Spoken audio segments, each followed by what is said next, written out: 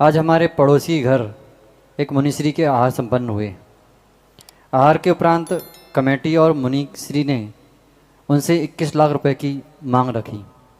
आहार के उपलक्ष्य में उन्होंने आधा घंटे की मीटिंग के बाद 2 लाख में बात को सेटलमेंट किया।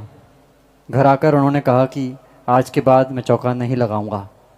क्या इस प्रकार की किसी श्रावक की श्रद्धा को चोट पहुंचाना उचित है?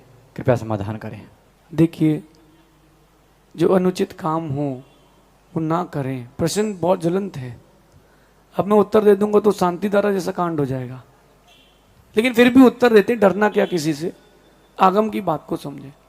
साधु का कर्तव्य है और कि वो आहार करने जाएं, और उनके आहार के उपरांत अगर कमेटी किसी को घेरती है कि तुम ये दो और तुम वो दो, तो साधु को स्पष्ट मना कर देना चाहिए कि मैं आहार लेने गया था, श्रावक के प्राण लेने नहीं गया था।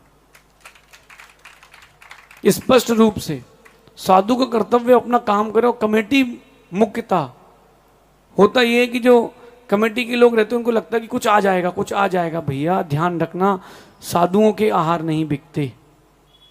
जिन शासन में आहार का कोई पैसा नहीं लिया जाता, फिर गरीब का क्या होगा? अब आप देखो, जिसका भी जो भी व्यक्ति था, जिसका नाम नहीं आया सामने अभी, उसके अंतरंग में क्या भावना बनी होगी कि मैं तो चौका ही नहीं लगाऊंगा। जिनका भी ये प्रश्न है उनसे मेरा कहना है कि एक बार जरूर आप उसको मेरे पास लाना। हम रोटी लेते हैं आहार में, हम नोट नहीं लेते हैं। और जो आहार के लिए सेटिंग चलती हो जहां पर भी, मेरा कहना है कि उनको थाली में नोट दिखाए जाएं, दाल सब्जी रोटी ना दिखाई जाए। वहां नोट दिखाओ, 500 का, 100 का, 1000 का, 20,000 का चेक, डीडी, बाकी चिल्लर। इस प्रकार की प्रक्रिया जिन शासन में निषेधात्मक है। ना साधु ऐसा बोले, ना कोई कमेटी ऐसा बोले। हो सकता है किसी को बुरा लगे तो बुरा लगे, कोई बात नहीं, लेकिन सत्य कड़वा होता है। आगम में कहीं नहीं लिखा कि अपन आहार के पैसे लें, कि और जब आप पैसे दोगे तभी आहार होंगे। कभी कल एक श्रावक आया था, बोले हमारे यहाँ टैग लगाया मेरे ऊपर विशुद्ध सागर जी का, आचार्य विशुद्ध सागर जी का। तो बोले हमारे यहाँ 3 दिन चौका लगा, 2 दिन तो आहार ही नहीं हुए।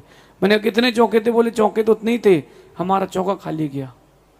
मेरा कहना है कि अपन इस बात को गंभीरता से समझें। श्रावक भी और खासकर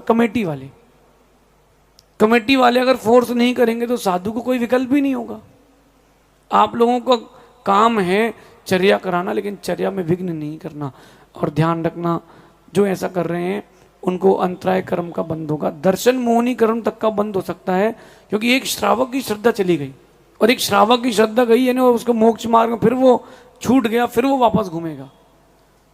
अपन ने बहुत सारे ग्रंथों को पढ़ा है। भगवान ऋषभ देव भी आहार पे गए थे, इच्छु रस लाए थे, इच्छा से कुछ मांग करके नहीं आए थे, है ना? कहीं पढ़ा अपने आगम में कि महाराजों ने आहार के समय नियम दिलवाया हो? कहीं पढ़ा अपने आगम में कि आहार के बाद जो महाराज थे उन्होंने कहा कि ये बरवाओ, ये ग्रंथ छपवाओ या कुछ कराओ? ऐसा कुछ नहीं होता। ये आपकी स्वेच्छा श्रावक की जो करने की हो, लेकिन कम से कम उसको आहार के उपरांत का ड्रामा ना बनाए। नहीं तो आने